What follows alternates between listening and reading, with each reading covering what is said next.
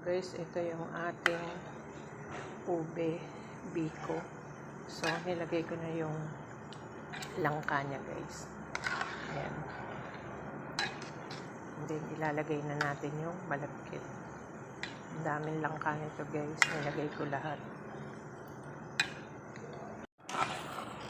Ayan, guys. Malapit na to. Paiigain na lang natin.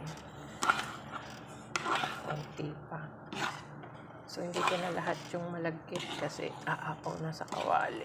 Sakto lang. May natirang kalahati.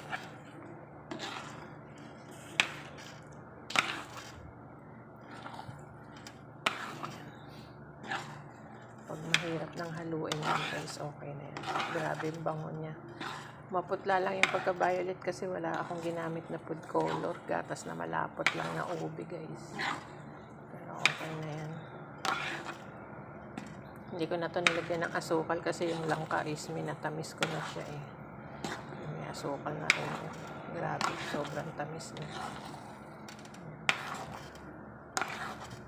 Guys, ito yung ating ube biko na may langka. Ayan.